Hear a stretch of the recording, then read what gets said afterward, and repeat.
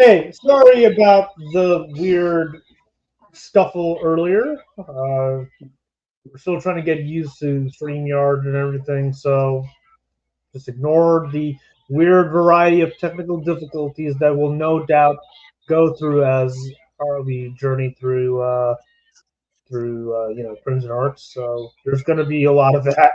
So, but it's a learning process, a learning experience for everybody involved. So, anyway, so we're gonna. God, I lost my train of thought for a moment. We're gonna go through. We're gonna actually watch two new trailers that aired this week. Monkey Man and another one for apparently a reboot of a show called Roadhouse. Yeah, right. I'm wearing the right, well, kind of the right shirt. Roadhouse. Yeah, it is a remake of a '90s movie, ain't it? I believe so. Yeah. What are you doing? Oh, you're just lowering the volume. All right. Yeah, this is a pretty loud TV, surprisingly, because the one we had before, which was a curvature TV, was big, but wasn't as loud as this one. And this is the TV that you got from Stonebridge? Yep, the one I got from work. But let's get this. All right. So, as I mentioned, what was supposed to be like before the. So hi, Anthony. Hello. We're going to be discussing a lot of stuff: the horrors of jury duty, Ubisoft and Microsoft now screwing up. Microsoft, you're doing so well. Like, all you have to do is not do anything and let Sony have like their screw ups. Now you do that one, and now I don't know whether or not just to stick with PlayStation, just in terms of we'll get to that in a moment. What else? Oh, right. We're also going to be getting into. What the fuck's my comp? Oh, right. We're going to get into what it takes for a major company to turn itself around in the best way possible. Why do you have the PS4 copy of the game? And the fact that I don't have anything to watch in April, except for Rebel Moon. Yay! Naked man screaming, Zack Snyder! Why am I naked? There, I just did the ending of Rebel Moon for you. I like that Batman in a shower thing or something. Yeah, he did do that. Zack Snyder, you might be a visionary genius, but you can be considered a dumbass in my book or whatever. No wonder so much. Oh God. Anyway, but so, yeah, thanks to the cram-packed March, I have nothing in April, and only one movie I think in May, and that's Deadpool 3. We'll see how. Yeah. We'll see how that goes. We'll see how that goes. I think the only one I'm like really looking forward to at the moment is Dune Part 2. Yeah. Yes. Absolutely. Again in March. Yep. Technically in March. Yeah, but April has nothing. No, and I'm mad about it. So do you want to go ahead and get that out of the way? Get my ranting out of the way? Want to go ahead and do that? It's coming to Empire. That's coming in April. That's like the only movie. No. It's in March. It's in March. What? Yeah, it's in March. Hold on, I April. And I'm mad about it because it's supposed to be an April movie. Yep. March 29th. They changed the date or something? I think. I don't know, nor do I really care. But I care because I was hoping to go to the movies in April, you know? I care, but in terms of the release schedule right now, I'm like, you know what, let's just see how things play out. That's what I'm doing. It was previously slated for... Okay, so I'm going to go ahead and get into it. Okay, we got freaking Doom 2 in March. We got freaking hold on. Ghostbusters. I'm gonna share the screen real quickly, and so we can actually take a look at the release schedule together. All right, so let's just up there. Okay, entire screen. Also share audio because we're gonna be watching a couple of trailers here. So this is kind of like Discord in terms of the screen share. Yeah, kind of. Movie released in March 2020. Let's take a look at this, shall we? Look at that. Then And then after that, do me a favor. After this, do me a favor and look at April's movies. Yep. Let's see. The list shrinks desperately. Mm-hmm. The roundup. Okay. Kung Fu Panda 4. Oh my god, yeah.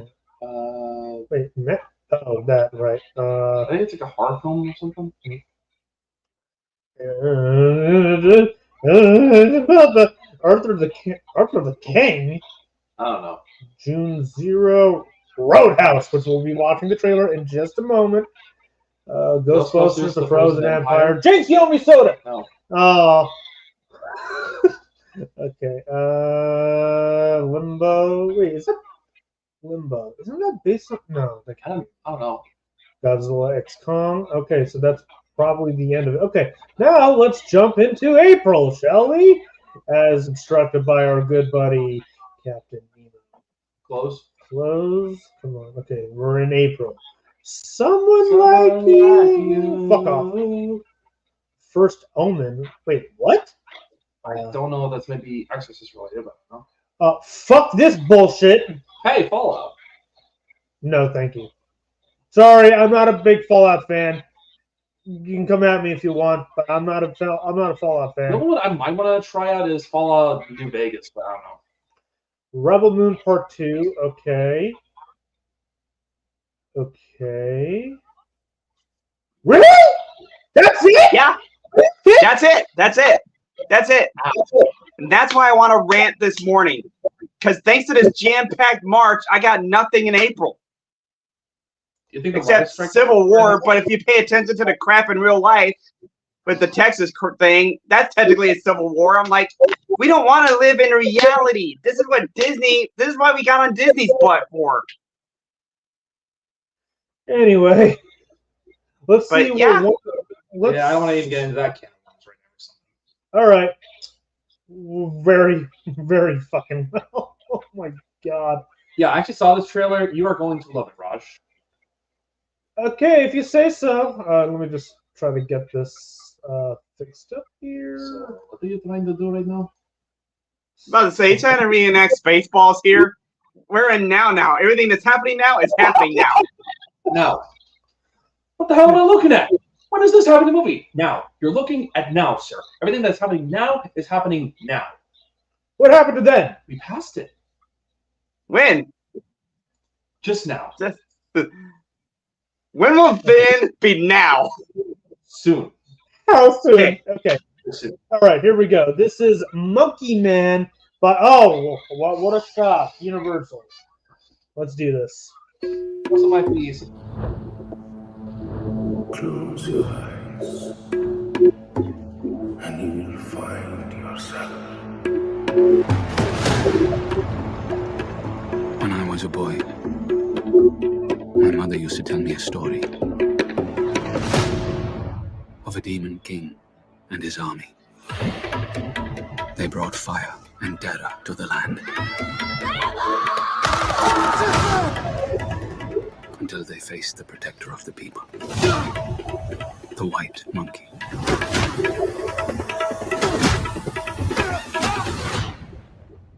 There you are a beast. In this city, the rich don't see us as people. Give me the job no one wants to do. I'll do it. Anyone who forgets their beliefs, it doesn't turn out well for them. This is not the place to work if you can't handle that sort of stuff.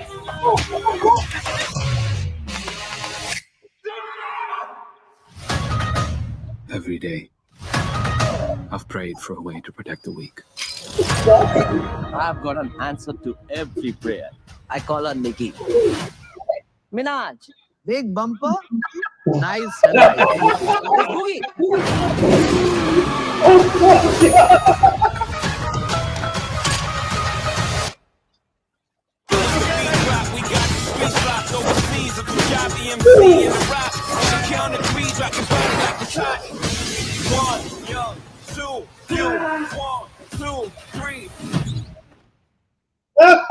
You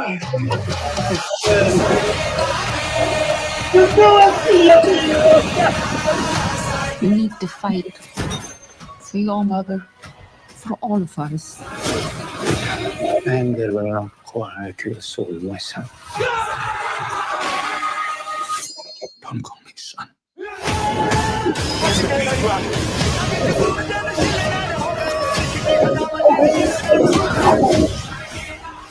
It's time to remember who you are. But only love kills more when will they learn?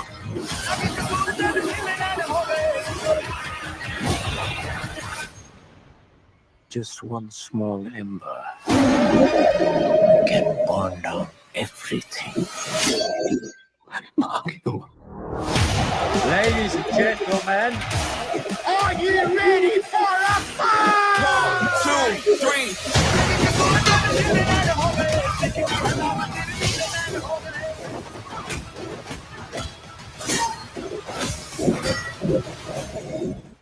Yeah.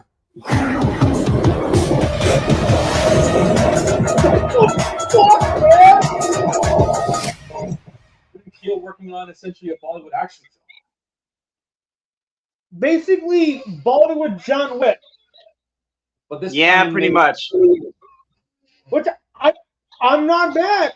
That actually looks fucking good. That looks good.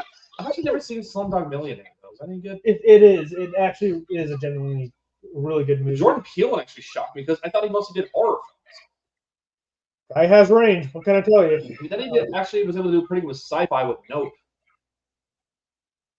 But yeah, my sister showed me that one and I just took a look at it and I'm like, holy shit, I gotta see this. Or more like, oh boy, Roger's gonna love this. Yeah. Also, seriously, what's it with like China and India and monkeys? I mean, China had Sun Wukong from Journey to the West. You guys have Hanuman.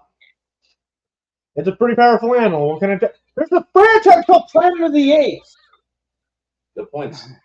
Anyway, so now oh god, And actually, wait, hold on, Anthony, you were wrong. There is a movie worth looking forward to in April, and we just watched Which it. one? The what? Monkey Man is coming in April, so technically we are getting a movie worth seeing in April. No. Well, I never heard of it. So, like, this is the first I've heard of it. It definitely looks good so far. he sent it to me yesterday, and you know what?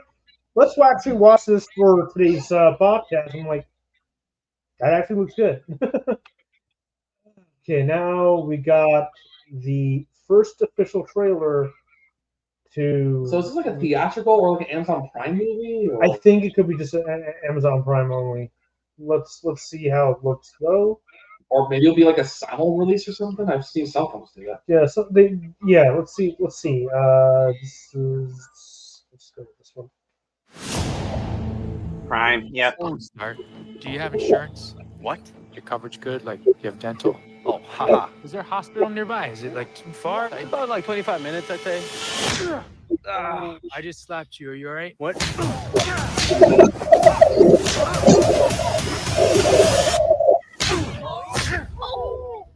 So you like to fight? You ever win? No one ever wins a fight.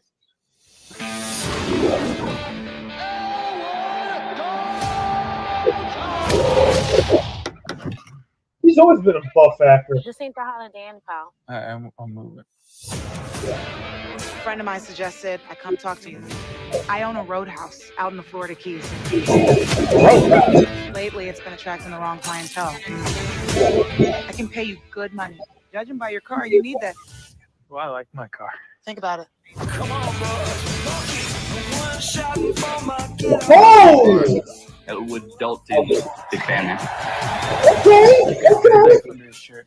You just take a big step back and pop me in the face. You can do it. Tell me about this fountain.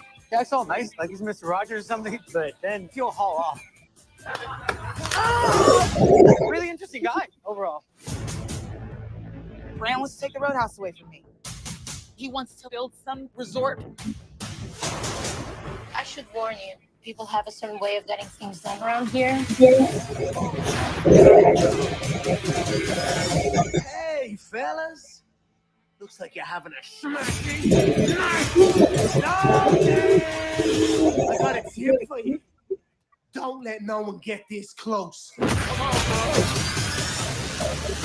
Let me guess. Threaten me. Tell me to get out of town. I get the impression that he can't be threatened. Once Knox is on the job, it's over, baby. It takes a lot to get me angry, but when I am, I can't let go.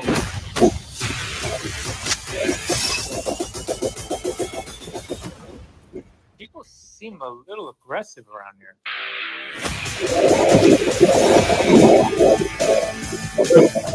that one in front of yours? No, I just broke his arm.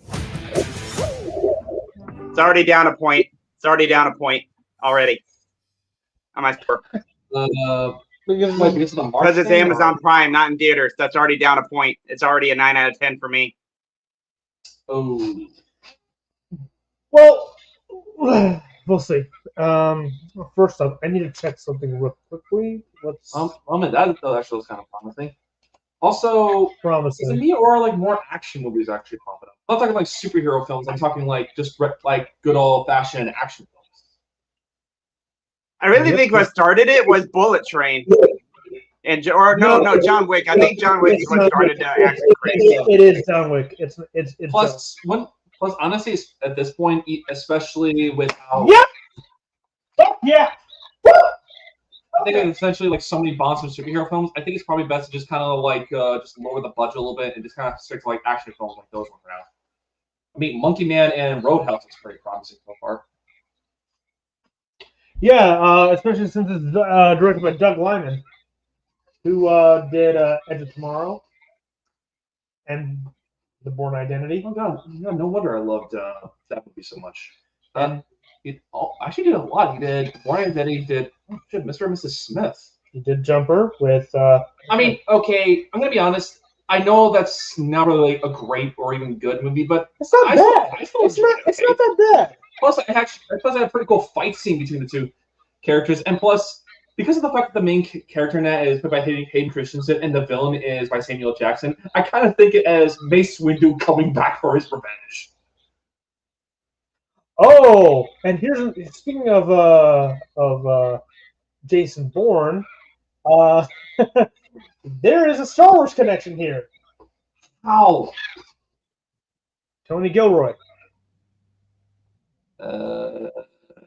He wrote Rogue One and Andor. That's your big Star Wars connection. I still need to watch it. Same, honestly. I'm kind of ashamed doing it. Anywho, we're done. Rogue One and Andor, the only amazing things that Disney Star Wars has done. Oh. And Rise of Resistance. Come on. Okay, true. That's pretty good. And I don't know if I can really say Jedi Fallen Order because that's technically also. I know that's Lucasfilm, that's also EA, so I might be wrong. And I haven't played Jedi Survivor yet, so I can't really do any of that yet. Call it nature, guys. I will return. Yep, that's fine. I'm going to take him off the thing for a bit. Okay. So, I want to just go ahead and just... this week was just way too much, like... I mean, having to deal with... Yeah, he's been wanting chocolate for some reason, so I kind of swung by just to pick some. Wonka, that's why. I recently watched Wonka this past weekend, and... These are Three Musketeers. So, that's still pretty good. It's still chocolate. So, chocolate with a nice filling in it. So. Yep. So, I ended up watching... advertisement. I had... Yeah, we're not getting sponsored anytime soon, so it should be good for now.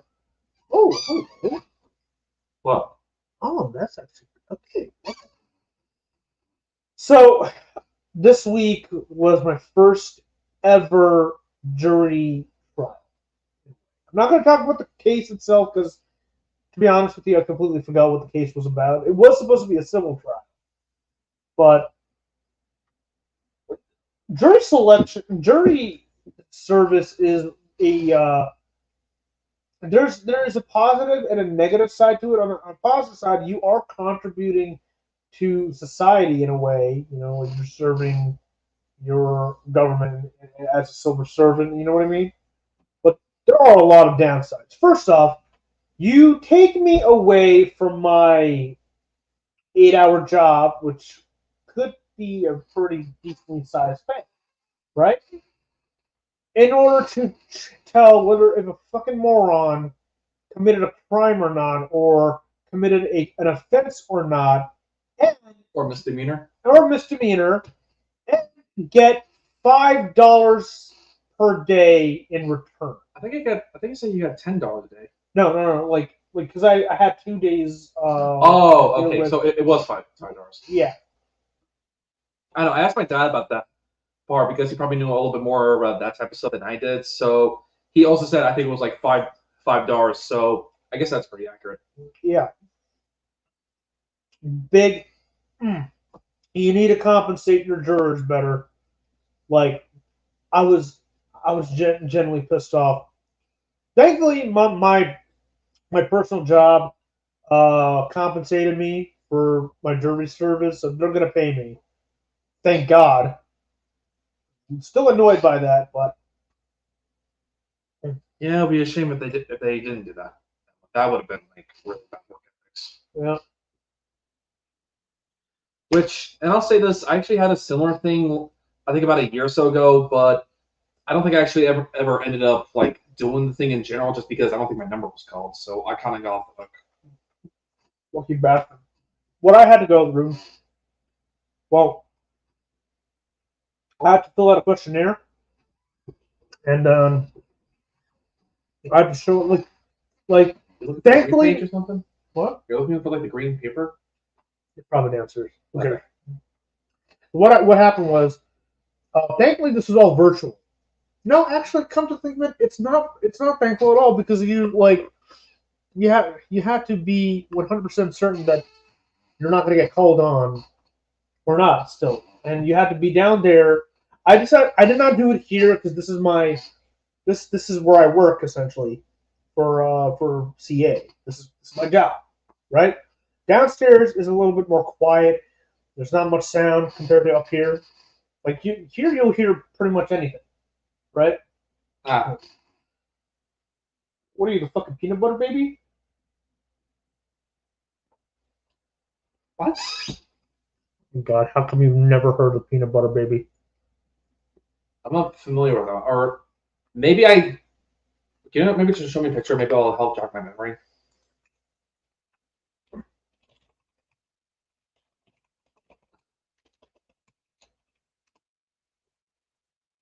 This fucking thing.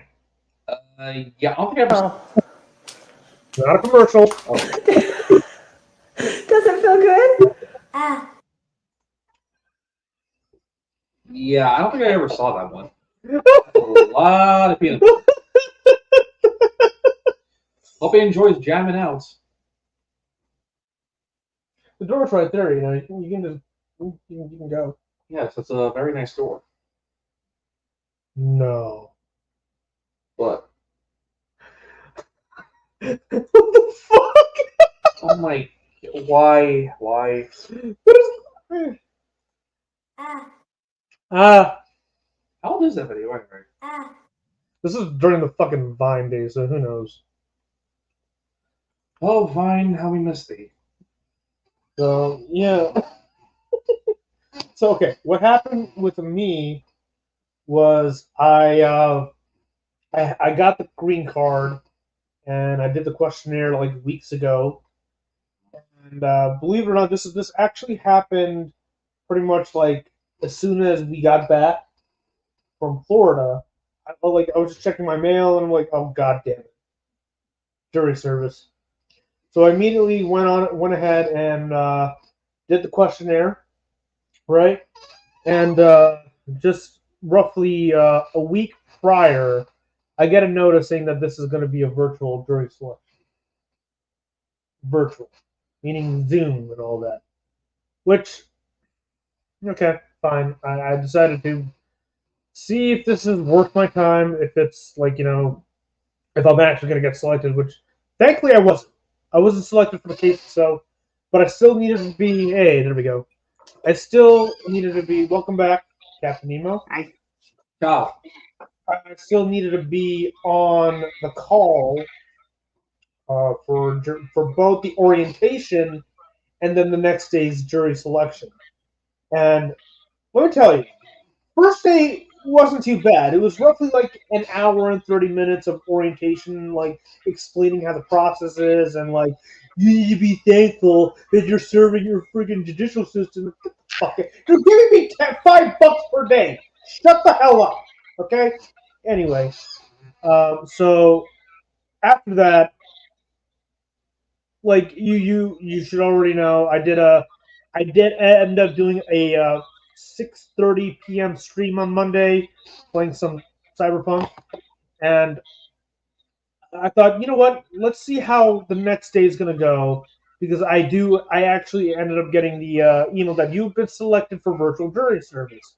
Please be ready tomorrow. Here's the Zoom link at 8:30 a.m. Eastern Standard, and I got ready. I actually put on my fucking work clothes. Okay, I put on my regular work clothes. I didn't put I have a vest with the company logo. I didn't wear that. I just wore a standard black shirt, had my hair combed back a little bit, and I got ready. Oh, crap. Wait, what? What's going on? Go ahead, continue. Someone asked you a really good question for this podcast, but go ahead, continue. Oh, is the comment showing? No. Click. No, there's no. I'm not getting any comments. Oh, it's something sent for me. Oh, okay. All right, I'm gonna put you on mute for a bit, but you're still gonna be here. All right. So. Okay. Mike. So, so the next day, which was Tuesday, I got online. Like I kind of semi over stuff, but I managed to get on pretty quickly. 8:30, I was on the thing, and the judge explained the process of the selection process, that we have to answer yes or no questions. If anything was answered yes, you need to give a precise explanation as to why you said yes in the first place. Which, okay, fine.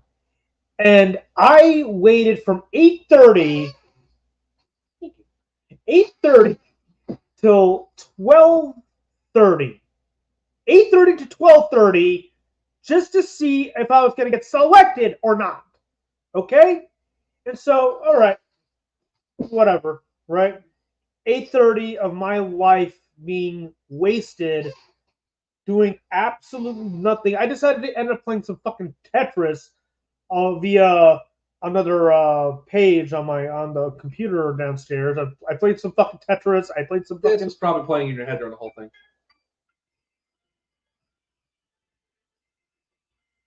Can you hear that? Anthony, can you hear that? Yeah, I can hear you. It's just I didn't interact because you muted the mic. That's fine. Can you hear that?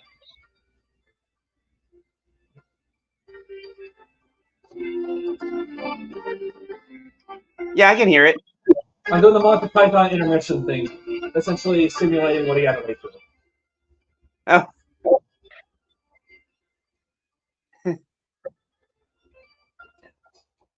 Or no? I can't make any promises. This is what I have to deal with sometimes. So, all right. I'm gonna put you back on mute for a moment. Just let me finish the story, because I'm just really pissed off. So by 12:30, the court staff announced that they finally found their 8 jurors, and then you can just move on for the day. But check your emails after every 5 p.m. this entire week to see if you needed to be called on. Right? I spent the second half of the day just wondering if I'm going to be called,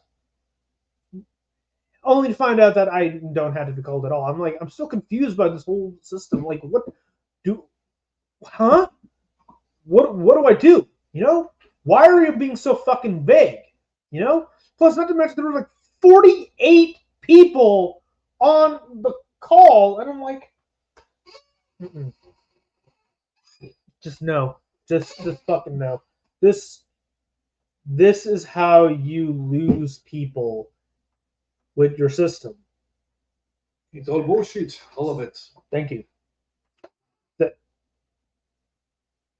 What Arnold Schwarzenegger movie is that? That's from Predator. Yeah, that's it. Thank you. It's all bullshit. All of it. Anyway, so that's my my little depressing story with jury service this past week. Ugh. Now I can go back to my normal job of my security job as well as here. The schedule is now officially retained, sort of. I still don't have my Xbox. Still pissed off about it. Speaking of Xbox, let's talk about let's Okay. All right. So a quick question. The question I was asked real quick. This is just a quick one. Do you count Pirates of the Caribbean as the final era of the Disney Renaissance?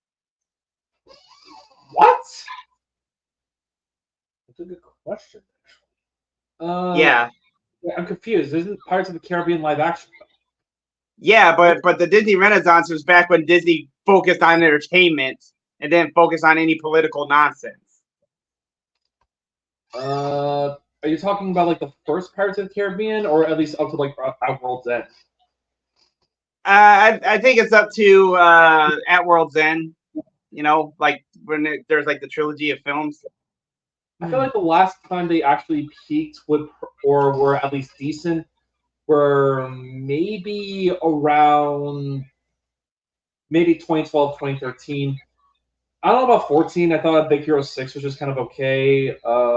15, they were still good with Inside Out. And for 2016, I thought Zootopia was just kind of but I actually did like Moana. That was pretty good. Outside of that, I think after that one, it just wasn't really as good as the rest. So I would say like a truly awesome one will probably be around 2012, 2013. That's about it. All right, so there's an undisclosed source that told us that that Starfield was around 3 cents, and oh my god, yeah, so yeah, so you heard from a random source that apparently Walmart was going to be giving away. No, this is the standard version of the game. Yeah, standard version. The premium version, which comes with steelbook and everything, that is $30. That's $30. But the standard copy, like, and this is the game that came out late 2023, like September 2023, right? Yeah. That's being sold at Walmart for 3 cents, and I can actually confirm this. So, because like as soon as I found out after I forget which day it was. I think this was on Wednesday. I decided to go to my the nearest Walmart that's closest to me, which happens to be New Brunswick, and I go up there.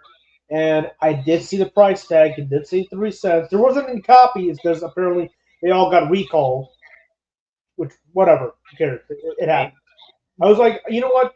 If it's there, if there happens to be a 3-cent copy of Starfield, then fuck it. I'll pick it up. I don't give a fuck. If it's 3 cents, you know what? At this point, it feels like just giving chump change. When your game is so freaking boring that not even modders want to waste their time with it. Yeah, that's how sad this thing is. Which leads me to, funny enough, I was playing this fucking game when I found out about Starfield. And I was watching Angry Joe's top 10 disappointing games of the year, and at number 1, to the point where he almost said it could have been on the worst list, was Starfield. We're gonna talk about that alone, but I want to I think I made the story clear about how I got got finally into Cyberpunk. Finally, yeah. While you're enjoying Starfield, it's kind of weird that Cyberpunk is only 3 cents. Get out! Hey, you said that was Starfield. No, it's the other one, so I was just kind of playing on that. Okay. So like the revisitation of Cyberpunk beat Starfield. Who would have thought a game that was already released would end up beating Starfield? And as someone who recently played Phantom Liberty, I can confirm, Cyberpunk beat Starfield by a long shot. Just a couple days ago, I finally finished Cyberpunk Edgerunners, which I won't spoil to anybody who I still need hasn't to see seen that it. show too. I heard You really need to watch it. Like it's Yes, you need to watch it, Steve. It's amazing. Phenomenal. I'm dead serious. Well, it's Studio Trigger. Those guys never miss. Well, okay, well, except for Darling in the Franxx, but it's kind of more A1 picture. It's not really only Studio Trigger. I don't know. I tried getting into that thing. I just couldn't. That's fine. So, but like, okay, here's my little history of Cyberpunk 2077. Which, once again, I know I'm sounding like a freaking broken record right now, but I want to give major props to Nemo right here for sticking through and through from the beginning when it originally came out. Major props. I don't know how you were able to handle that, but well done. Well done. Because holy cow, let's dial the clock back to I think so 2013 was when it was officially revealed to the public that CDPR was working on a Cyberpunk game. Yeah, I think right? I still remember that reveal. It was the Xbox E3 show, and it looked like things were about to wrap up. But then essentially the quote unquote screen everything got hacked to the point where it eventually said world premiere and thus showed the Cyberpunk trailer. Which I'll admit was actually kind of a cool way to show the trailer. Mm-hmm. But then it was like a giant hiatus from then until the second reveal, which I believe was in like 2018 or whatever. No, wait, hold on. The one that was getting hacked, I think it was the 2018 or 2017 one. I was thinking about a different one from like 2013, I think. That was like the lady in the dress with like the spike arms coming out of her arms or something. Yeah, that was. Yeah, as a matter of fact, you'll come across that character later on in the game if you do things right. Ooh, can't wait. But then 2018 came around and was like, hey, remember back a few years ago that we announced a fucking game? Guess what? We're still making it. Oh, okay. I was a little intrigued. I wanted to get into it at the time, but then of course the world slowly decayed into chaos with the COVID-19 pandemic. Several businesses had to go under because nobody was making money at all. Nobody could make money because we were all stuck at home, growing out our hair. And I was one of the lucky few essential workers during that period. I'm technically the why didn't they give me a superhero cape and my own action figure? Because I was on the front lines with doctors during that time. So, like 2020 was a very pivotal year in general. Like we got COVID and all that. We got a presidential election, which we're not going to talk politics. I swear. Yes, please let's not like set fires everywhere or something. Why would we set a fire? Why would we set a fire? I've heard the sounds come. Wow! I don't know, I was thinking of Das Bullshit. Ah! Something like a coos screaming or something. So, anyway, holiday 2020 was the eventual release of this bad boy. Yeah, that was so hard to come by, and then someone had to steal it, but that's a story for another day. By the way, that's my TV. But I got Oh, and the TV, you're gonna cause an infinite loop. Okay. All right, I'm done fucking around here. So as soon as I found out about the release of Cyberpunk 2077 and how it is a broken game, and I'm like, you know what? I suffered enough of this bullshit long before the pandemic. Games like fucking Battlefront 2, Mass Effect Andromeda, Anthem. I'm like, you know what? Enough. If you're going to ask me to spend $60 on a game that is barely even functional, kiss my fucking ass. Goodbye. I didn't even think about Cyberpunk, at least for after a year, until I heard it got some updates here and there. And I'm like, okay, you know what? Like 6 to 7 months later, like I think it was like mid 2021 or fall. It was fall 2021. I remember now. It was fall 2021 where I decided, you know what? It's been roughly kind of a year already. I might as well just give it a try, see how it actually is, you know. And for the most part, it was okay. It wasn't this revolutionary RPG that CDPR was touting at the time, you know. Like at least that's my 2 cents here. So then I just put it away, and then 2022 came along, and didn't really think too much about it. I didn't really care about Cyberpunk at the time. I still had a copy of it, but it wasn't this version. It wasn't this version at all. It was the Xbox version that I held on for quite a bit of time. And then early last year, we got a little game called Hogwarts Legacy that was being released. And at this point, I'm kind of considering myself an ex-Harry Potter fan right now. Because, I mean, I still love Harry Potter. I think it's been kind of Harry Pottered out, especially since I took him to the Wizarding World. Yep, there's my... Fuck out. Get the fuck out. Get the fuck out. Got it. I got it. Okay. Here is here's series 1. See, there it is. I like it. It didn't work. God damn it. I'm already dead. I'm never happy. Hi, I came down with a cold, so please pretend I'm yelling very, very day. So I ended up trading in my Xbox copy of Cyberpunk for a copy of Hogwarts Legacy, right? And I'm like, okay, I played a little bit of Hogwarts Legacy at the time, and it was okay. It wasn't great or anything. It was just, it is what it is. Whatever, right? But then I unwisely decided to host a Harry Potter marathon, which lasted 2 days here, roughly a year ago. And as soon as the Harry Potter marathon ended, which concluded with the that Harry Potter reunion documentary that is on Max right now, really good documentary. If you're a Harry Potter fan, do go check that out. It's a perfect closing book point for Harry Potter fans out there, including myself.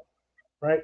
So as soon as that was done, I did nothing with Harry Potter. I moved on. I stopped playing Hogwarts Legacy. There was no point in playing Hogwarts Legacy at all for me. I moved on, and then come August of last year, I heard about Phantom Liberty and how the game looks nothing like it did back in 2020, let alone 2021. And I'm like, you know what? I just realized I made a gargantuan mistake. So I ended up going to, funny enough, the same fucking GameStop I traded my OG copy of Cyberpunk for Hogwarts Legacy. I took my copy of Hogwarts Legacy and traded it in for a copy of Cyberpunk, but this time you gotta live with your own failure. And where did that bring you? Back to them. But this time, I decided, you know what? I already played a lot of the Xbox version, or at least half of Act 1, if that makes any sense. So I thought, you know what? I'm going to try it on PlayStation, see how it actually is compared to the Xbox version.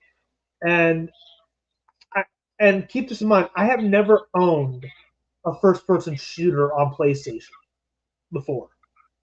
Most PlayStation games happen to be third-person cinematic action adventure games like God of War, Ghost of Tsushima, Uncharted, etc. Right? But this was my first ever first-person shooter. Yes, there are some third-person aspects, like when you're driving and whatnot, You do know what your character looks like and whatnot, sure, but majority of the time it's first person, which that's fine. But the gunplay in this is amazing. Even the driving mechanics are amazing on PlayStation. So I'm like, you know what? This is not the same game I played on Xbox 2 something years ago. And I'm like, now I really need to get into Cyberpunk. I need to watch the show, and the last couple of weeks, that's what I've been doing. While simultaneously playing Act 1 on Twitch, I'm like, let me take a look at this. Let's see what the show has to offer, if it's any good or not. And it was more than good. It was brilliant. It had great animation. Then again, it's Friggener, we all know them. But the characters, the story, the music. Oh my god, music! The ending is by far the most heartbreaking ending I've seen in a while, and it also gave me a bigger understanding of how this universe works. Much better than playing just the games themselves. I mean, you'll understand just fine, obviously, but the show gives much grander context on various things that happens within the game version. Like for me, when I watched the show, I hated the ending. I absolutely hated it. You know how I am, how I hate how the main protagonist dies at the end. I hate that crap. But the game rectified that by giving us the graves of those characters that you can find in game, and that was the forgiving point. It was basically my Mass Effect 3.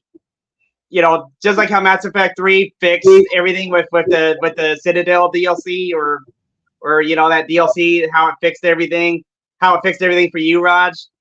Mm-hmm. Like Cyberpunk the game fixed how I felt about Cyberpunk Edge Runners.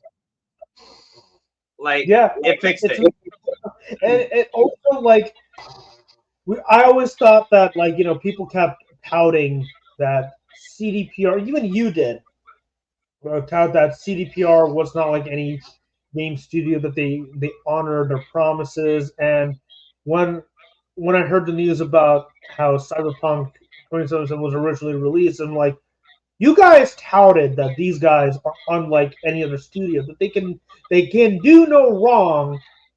And I'm like, no, I'm not listening to that anymore. You guys, I felt like, oh, geez, I can't believe I'm bringing this fucking asshole back. Give me a second. Hold on a moment.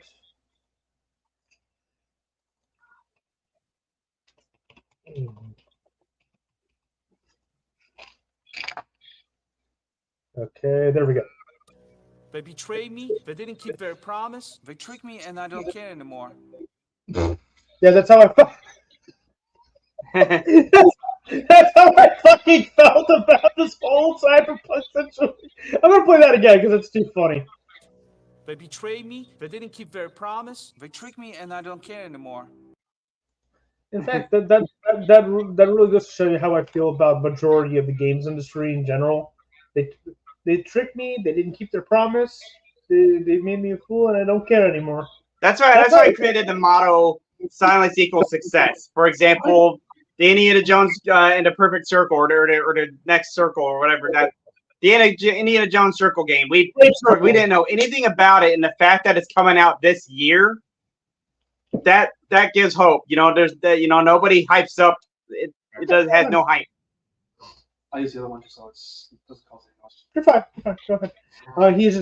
He'll be right back. He's got to take care of something. But yeah, it is a real eye opener for how things have changed since then. And I was on a full blown anti CD Projekt Red. I didn't even want to give two fucks about The Witcher 3. If they fucked up with CDPR, what makes me think that they did any good with The Witcher 3? Which turns out that, yeah, I was talking out of my ass. The Witcher 3 is amazing. Yeah, it's an amazing game. But yeah, I'm glad that I gave this a second chance. I'm all about giving second chances, but there was a point where I was like, you know what? Let me wait. honestly, this is what I believe. This is what I firmly believe. Okay, the whole we'll patch things up later and all that. You know what?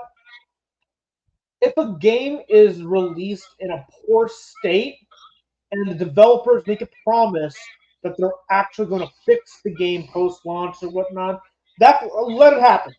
Let it happen. Okay, I want to see them actually make do on their promises. All right, because majority of the time, when these developers make an apology, so to speak, to the point where like, well, we promise that we apologize for having to release the game in the state. We won't do this again. We will try to fix our promises and whatnot, but only to find out that like roughly a year or two later, after the game's release, they give up. They move on. The publisher does not want to give two fucks about this project. We're moving on, right? That's what happened with EA, with a lot of EA games, from Battlefront 2 to Anthem to fucking Mass Effect Andromeda. Well, okay, I might give Andromeda another shot once Mass Effect Mondays do return, Yeah. But yeah, this was like this isn't like both the company behind No Man's Sky. I do want to try that at some point. I do legit want to give No Man's Sky a shot, considering it's surprisingly still going. I'm genuinely shocked at how well that particular game turned itself around. I want to give that a shot next. But this was proof that, you know what? They screwed up. They made a promise to turn things around, and they did more than that. They did more than that. And I did try out a little bit of Starfield via Xbox Game Pass back when it first came out, because I just wanted to see out of pure curiosity, right? And the game, it's not a bad game. I want to be very clear when I say not bad. It's not a bad game, but the problem with Starfield is that it takes a long time for things to get interesting. Meanwhile, Cyberpunk 2077, it's already interesting right off the bat. And yes, while the game did have its issues at launch, the storytelling and the characters and everything in this game is phenomenal. The storytelling, writing, the dialogue, everything in this is fucking phenomenal. I wish I could say the same thing about Starfield, but I can't, because while it visually looks good, Starfield looks visually impressive. The story, the characters, the universe, the lore, it's just not it's to me, Starfield just felt like another Destiny. That's what it felt like to me. It didn't feel anything too. I stuck with the game. I stuck with Starfield for the first playthrough, but the second playthrough didn't seem interesting at all. I dropped off after my second playthrough. I just they made it sound like, oh, if you do this over and over and over again, you're going to be overpowered. And I'm like, but I already beat the game. What's the point of being overpowered if you've already beat the game? Yeah, and me too. And also with the spaceship thing. You cannot take your spaceship and land from one area to the planet or the other. Everything's done in a cutscene and then loading screen, loading screen, loading screen. You're basically paying 3 cents for a loading screen video game. I feel like I'm playing a giant screensaver for the Xbox, if that makes sense. It just works. It just works. It just works. It just works. It just works. It just works.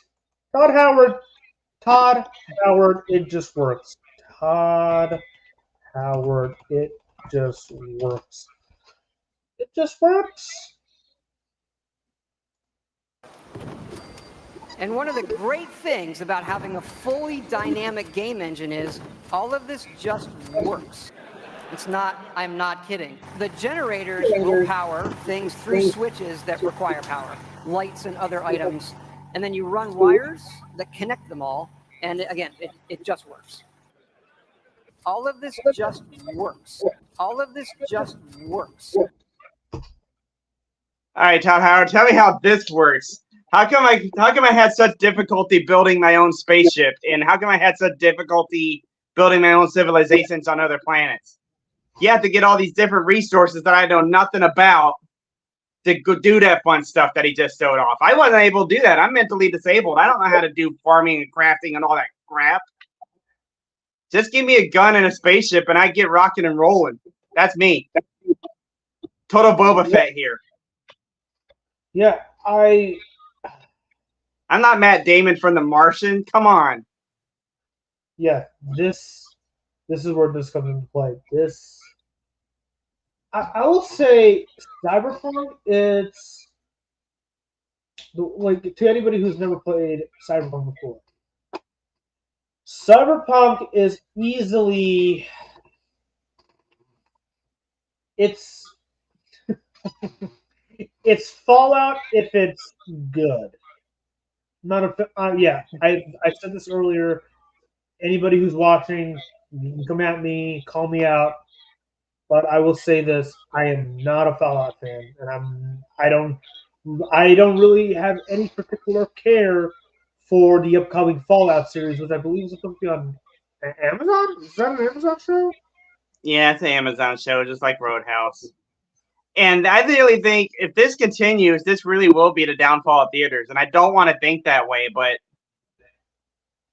we just saw the Roadhouse trailer. That's movie theater quality stuff. Why is it on Prime? It's made by Doug. The Bourne Identity. Oh my god! But yeah, so now I want to talk about something that is a huge issue in the games industry right now, and that is the whole game things that get used to not owning the games they buy. Oh goodness. All right, so let me quote my own statement here. If we don't own these games, then they need to be cheaper. They need to be cheaper than a physical copy. If we're getting rid of physical copies, if Microsoft just laid off 1,600 employees from Activision Blizzard, these digital releases need to be $10 to $20 cheaper than a physical release copy. I also bet Steam handles prices even for like other games a heck of a lot better. I mean, unfortunately, there are some games on Steam for like newer ones that are unfortunately doing the whole $70 bullshit. But at the very least, you can still like wait for sales to come on, and like sometimes they're actually pretty frequent, especially if you come around the summer and winter sale. But that's the best you can do. But like, that's why I fully support the counter argument saying, okay, if we don't own these games, then pirating isn't stealing. Yeah, this is why it's like more and more the fact that piracy is coming to seem more as like an actual noble thing. I think even Gabe Newell said something about piracy is more of like a service problem. Like if you're not giving them a good service, they're just going to pirate around it or something. And Lord Gaben is right.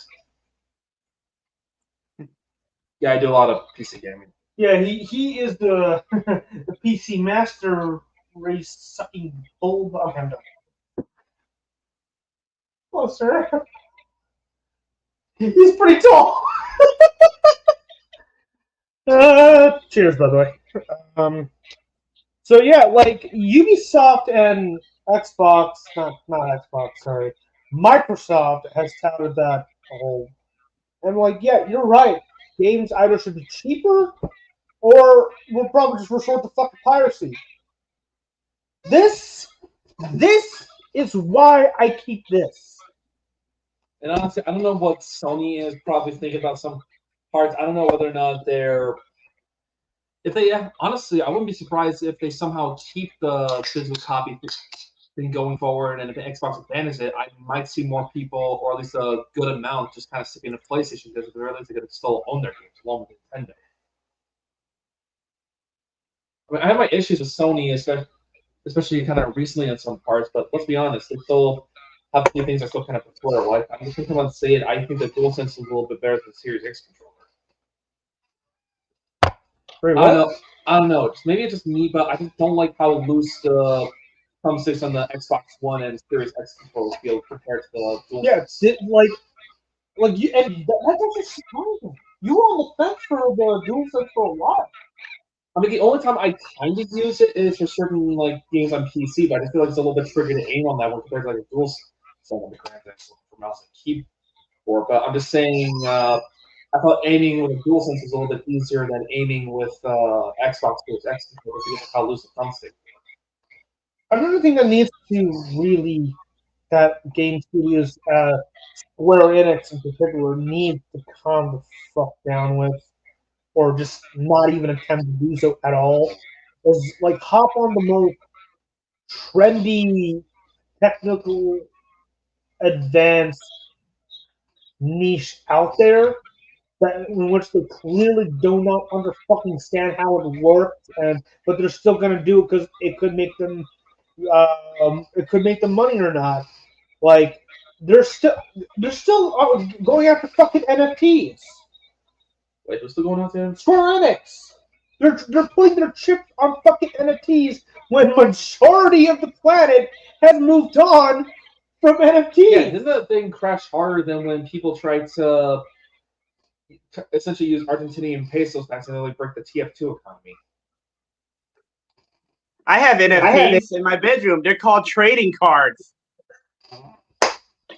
Oh, that's what they are. I'm not into trading cards, but at the very least, they're something that you can technically own, especially if some of them are worth like a whole bunch of money, or some interesting ones, like for example, some crazy ones I found when I was in Italy. Like, yeah, no joke. When I was in Lucca, it's a town in Italy that apparently some parts of my family was from.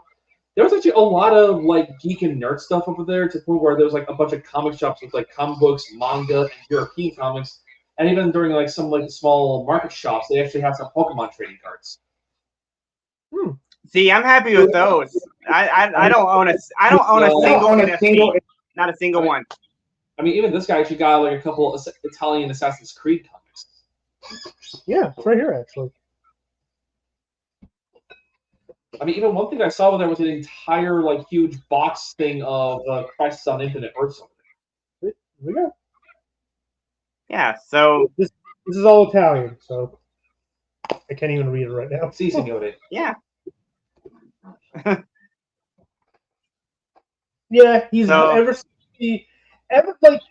since both like a month before and then even after, he's annoying me with his Italian speak. Grazie. Ciao. Ciao. Oh, allora, come stai? Nice knowing you. The show's all yours. Grazie. Arrivederci. Asshole. Ah, merda.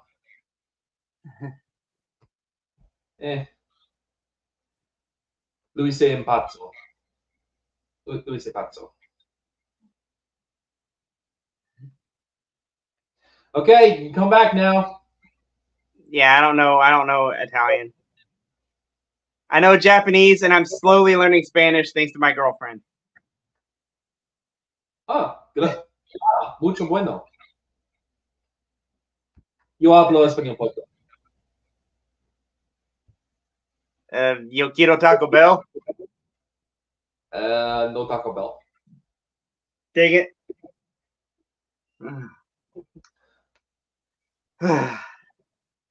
Actually, the weird thing about Spanish is there's multiple other versions. Like, just because you learn Spanish from like Mexico doesn't mean it's the same as the one from Spain. Yeah. Like even Portuguese. It's like how Chinese has two languages. There's Mandarin and then there's Cantonese. You know. Yeah, I think I know about that one. Yeah, China has two different languages. A lot of people don't know that. I'll say the language whenever I look at it, I just keep getting confused by it. And okay, I know there's obviously ones for like Chinese or Japanese or Korean, but it's something like say Russian. Like whenever I look at the thing, it's like they're trying to turn into like some like letter symbols for like our alphabet, but not exactly. It's I don't know. Besides, I think the only words I know is "privet" or "das vidania," but that's literally about it. I mean, Japanese, I probably know more in Japanese, like "Ohayou gozaimasu," "Konnichiwa," "Yamano," "Sayonara," "Gomen" or "Gomenosai." Gohan, Mitsu, Kudasai, or and so forth. Yeah. Or if you want someone to shut up, Yakamashi. Oh no, I got that from Joker. I'm wrong. Oh goodness. Or Nani, obviously, for what? Like I say either Nani or Kekosa. Actually, at this point, all right, Raj, you can come back. At this point, if you watch like JoJo Part 5, I know it's better to either do the original Japanese one or try to see if you can find an Italian dub, because they're mostly in Italy, so it might as well make more sense. Okay. Familia. Ah! I gotta get them. Okay. Joe, buddy, you can come back now. That's what she said. I don't know what's going on right now. I have no idea either. I just got here. He's just getting Chris.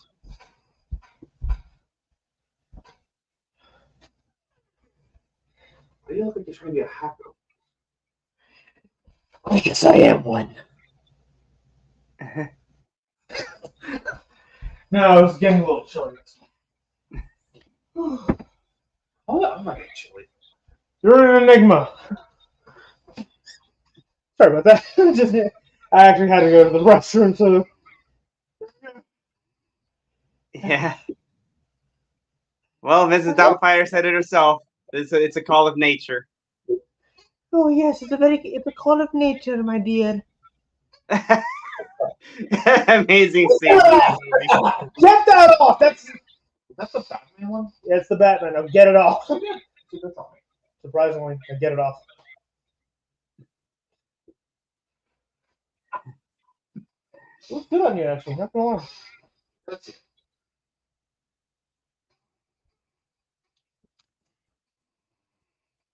that a knife stick? It's for my GoPro. Oh, GoPro. I'll say, if you want to compare weapons. Hey, you better keep that helmet on. You better keep that helmet on.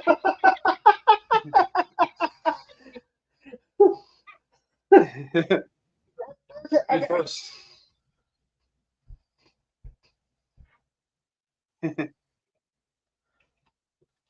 Yeah, I'll tell you real quick. So the top one is a straight edge katana. The second row is just a normal katana. That black one is a replica of the bride sword from Kill Bill. And then that is my pride and joy right there. The exact replica of the sword Baseball used in Sucker Punch. Wait, you saw Sucker Punch? Oh, you saw Sucker Punch? Mm-hmm. Yeah. I think I only seen that movie maybe like once or something. Not in the theaters, but just kind of like back at the DVD. And I thought it was interesting, I guess. Oh, I was kind of shocked to see that the old man that was kind of helping out some of them was freaking Stick from Netflix. I don't know how well it sews up, but you can see the blade tells the story of Alice in Wonderland, just like in the movie. Oh, that's cool. And there's writing on here I need to find. Yeah. Okay, yes, it's kind of rubbed off a little bit, rust and all that, but I own 900. This is number 937 out of 2,000. There's only 2,000 of these made. How much was that? Cost about $500. How you doing? Oh, hey, how's it going? Buenos tardes.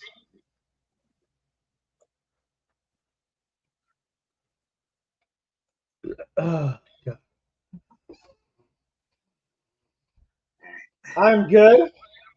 You? Pretty good. Good, good. How about you, Captain Nemo? I'm doing good. But yeah, this is stored number 937 out of 2,000. You got a lot of F words. I actually do have at least one sword. I think it's just kind of more of like the stainless steel one, but it's the one based off of Samuel Rodriguez's sword from Metal Gear Rising: Revengeance. Murasama. I want a sword. Don't you definitely have one? Where? Guess for me. Oh, right, the katanas. Yeah, that was gifted to us from. And I don't know how we can see that, but with the bride sword, yeah, there's the Hattori Hanzo logo of that lion. Nice. Yep. I think Yeah, Kill there Bill it might is. be the Tarantino film I ever watched. Really? Yeah. The first one, God, I can't even tell which one was the first. Was it Pulp Fiction or was it the original? 440 stainless steel. So if anybody tries to go crazy and try to enter my home, trespassing, they're gonna get a katana run through them. Yep. They better. They freaking better if that's what you're considering. Believe it or not, that happened in Nashville. That happened in Nashville one year. A guy broke into someone's home, and that someone's home was a collector of swords just like me. And sure enough, the owner stabbed him and cut off his head. Oh, really? Yeah, that actually happened. The police unfortunately had to confiscate the sword, but the guy, he's not at fault. The guy who did the killing, he's not at fault because the burglar was the criminal. He broke into that guy's home. And it's in the Constitution. You're allowed to defend your home. Doesn't matter what weapon you use. You could say that the criminal should have quit while he was ahead. Yeah, he should have quit while he was ahead. Yo, see. You need to go to the restroom. Use the downstairs for that. That one needs to be fixed. Gotta get that fixed. Yeah, me and my dumb jokes.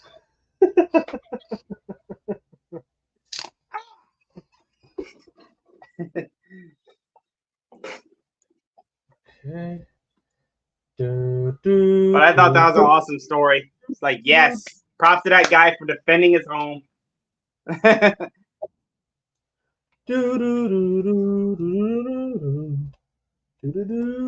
right, so that's my appointment. Sorry, I just got a notification from my H&R Block. Time for me to file my taxes. Yeah, let's see what else happened. Like, okay, so I mentioned Ubisoft and Microsoft fucked up. I mentioned Jury Duty. Showed you a couple of trailers and whatnot. Yeah, we already talked about how yeah, I'm gonna have to sacrifice Kung Fu Panda 4, which sucks because I like those movies. I was hoping to see it, but 4 movies is too much for a month. Yeah, Hollywood needs to, like, I'm surprised they didn't learn their fucking lesson from last year. It's literally a repeat. Only this time there's not going to be a fucking strike looming over us. No, it's they crammed everything into 1 month, and I'm like, March is not the time for blockbusters. Hello, it needs to be summer. Yeah, it's supposed to be summer. What the fuck are you doing? It's not spring blockbuster, it's summer blockbuster. It has a nicer ring to it. People want to be inside in an air-conditioned room to cool off to watch a movie. Heck, freaking Hey Arnold back in Nintendo or back in the Nickelodeon days. Hey, the cartoon Hey Arnold did a full episode on that crap. That people went into the movie theaters to cool off. Okay. And now we're not going to really have much to watch for summertime. You know? So people will be like, where the heck are all the movies? They're already shown. Mm-hmm. By the way, so when offered the role of Rey, J.J. Abrams told Daisy Ridley to understand the scale. This is not a role in a movie. This is a religion for people. It changes things on a level that's inconceivable. Ridley's anxiety was so severe by the time The Last Jedi released that she developed holes in her stomach wall. Really? Huh. Okay. I didn't need to know that. Okay. Yeah. Well, I'll be back. Another call of nature. All right, go ahead. So in the meantime, for now, ooh, hello. What are we here? Good. I don't know what I'm doing. Let's see what else is going on here. You know what? Let's actually take the opportunity to actually put some random YouTube shit. Maybe we can actually watch a movie or something. Oh. Steven Seagal has lost his mind. He barely moves in this so bad it's good.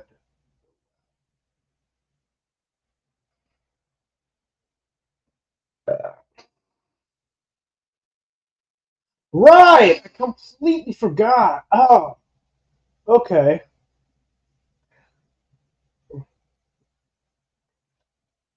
Oh, that looks good. That looked good.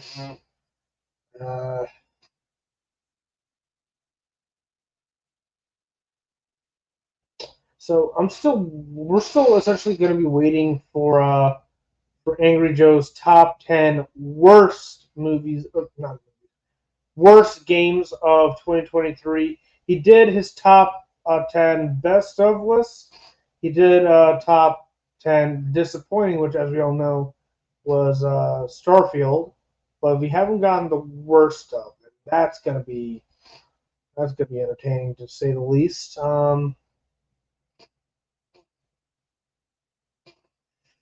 Yeah, you know what? Let's take a look at some stuff here. I'm gonna find something to pass the time, or unless you all want to go take a little bit of a break yourselves, go right ahead. I'm not going anywhere for a while. Hello. Hello, how's it going? Good. Right now, Anthony just left. So you know what? Here's what we'll do.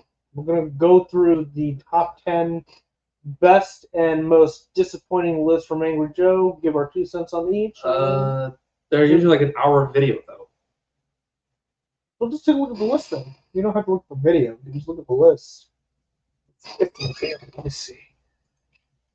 Top 10 best games of 2023. Angry Joe. Let's see if you don't have to look at the video. You just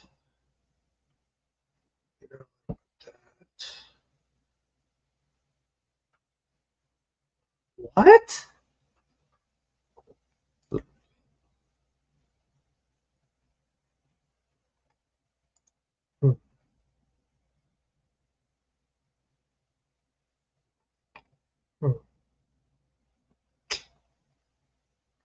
Yeah, that's not gonna work. Yeah, apologies for being silent at the moment. Just trying to find something to pass the time for a little bit. Unless you want to end it here. You know what? Let's wait for Anthony to come back. That way we can just like, chill. What the fuck? You know what? Let's have some fun, shall we? The rules are as follows. We'll hop to it. Somebody's ready. Nice. Get out of his hair. This is hey. Where Oli is. Same as you. Happy to do it. The rules are as follows. We'll hop to it. I don't even know what I watch from time to time. If a normal criminal managed to kill Spider-Man, what would happen to the criminal? Well, the obvious answer is that you either hide or get caught. But here's what I would do. I would tell the world that I was just a normal civilian that managed to get mind-controlled by Green Goblin or Doc Ock or something. And I would just cry, I would go full-blown YouTube apology mode on this reveal and let everyone know that I would never kill anyone. Now, assuming the Avengers hear this, they obviously buy into my lie because they're stupid, and they would go forth to kill whatever villain I just put on blast. And it would be because of me that one of these villains is now dead, and the city is now safe. But what would you do if you killed Spider-Man? If a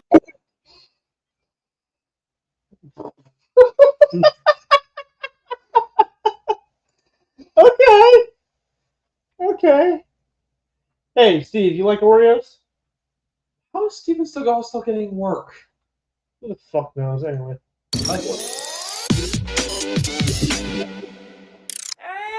Dang, what's going on, everyone? This guy is hilarious, by the way. He does a lot of CEO skits on what used to be called College Humor. I miss College Humor. Oof. So, I guess for the time being until Anthony comes back. Yeah, there we go. Okay. Welcome back. We're gonna have some All fun. right. So, quick question before we begin. I want to hear from you. I'm still haunted by it. Cheeks. Nope. No. No. I know what you're talking about. But no. You talking about Sandy Cheeks? No. Jimmy Cheeks. Oh. He does not deserve. He has not earned this fucking helmet at all. Nope. Yeah, that part on High in Life was weird. Oh, that Cheeks. That Cheeks. I thought you were referring. No. The Master Cheeks. Especially with Fraser coming the fuck out of nowhere. I hate to say it, but so Steve the Cheeks. I hate you. Okay. All right. We're fucking. You gotta so Steve the Cheeks. I hate to admit it, but I'm almost certain it's on YouTube. It was just too good. Let's take a look. Oh my god. Yeah. Oh my god. Oh, you know what? Let's have some fun, shall we? I'm glad you brought this up. Smile, Mike.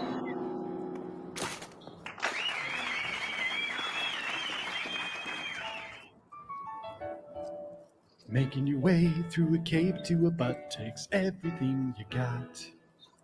Taking a break from an assless life sure would help a lot. Wouldn't you like to see an ass? Sometimes you wanna go where you can drink under an ass. And it's a parody of Cheers. Sorry that last part didn't rhyme, just wanted to mention Cheers. Just making sure you know this is a Cheers parody. Also, Frasier's in this one too. Didn't even ask. Just using Frasier illegally. What the hell is this? So tell me, how's the wife doing, Gorm? Well, Sam, if I knew that, maybe she'd stop yelling at me to listen to her better. Okay, this goes. Well, I'll be, if it isn't our old friend, the bounty hunter. Oh, fantastic. Well, play along. But we've never been here before. Sure you have. You guest starred on Season 2, Episode 6, and Season 4, Episode 17. Come over here. Let's all take a shot with the big shot. What do you say, bounty hunter? You know, a man who listens is very attractive to most women. Sorry, Cyan. Can you repeat that? Yeah, pretty good, right? All our liquor comes from my own drippings, so if you like the taste of that, then you like the taste of me. We all love the taste of you, Sam. Speak for yourselves. Hey, what's taking you so long? Gorm, you old sack of sludge. How's it going? Well, I hate my life. I hate my wife.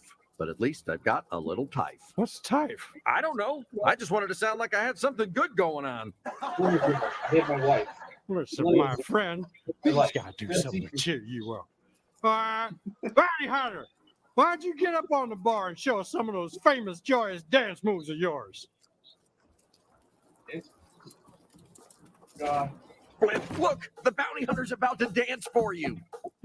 Pretty good moves, bounty hunter. I gotta say, for the moment, Hey, stop dancing. What a ripoff. Zammy boy, would it be okay if I left just a little bit early today? Oh, I don't know. Would it be okay if I burned down the bar with everyone we know and love locked inside of it? Ha ha, Samuel. But really, I've got a hot date. You have a hot date? Who do you have a hot date with? See, Sam, I told you should have been oiling up if you wanted things to work out with you-know-who. Her. Over there. That one. The one you're talking to right now. Cyan. Well, the answer is no. You can't leave early just because some random hot slug wants to take you to the Salt Lick. We're not going to the Salt Lick, Zam, but there definitely will be some licking tonight. Oh, come on. You're staying for the rest of your shift. That's fine. Why don't we ask the bounty hunter? Fine, but they're just going to agree with me. All right, big shot special guest. I'll do whatever you say. Should I let my hot waitress that I'm in love with leave early for a date, or should I make her finish her shift? Come on, pick a side. Stand by me or stand by her? What are you doing? You're supposed to stand by me or Cyan. Yeah, honey, they weren't even a part of the argument. Oh, I didn't do that. Are you even paying attention? What's up? Oh, wait. Are you saying that's who I should sleep with instead of Zam or my hot date? Oh, brother. Check, please. Ah, I should have done that. So, how you doing there, champ? You know, doctor says I gotta get some more exercise in, but how am I supposed to do that and spend 8 hours a day at this bar? Well, why don't you just work out while you're here? Yeah, that's a real great idea there, Wally. Maybe I'll take a run around the bar. Or heck, hey, bounty hunter, what if we make it a race around the bar? How's that sound? Want to race me? Huh? Oh, yeah, I could tell they're down. They want to race bad. Okay, stand by me, and we'll start. Okay, ready to race?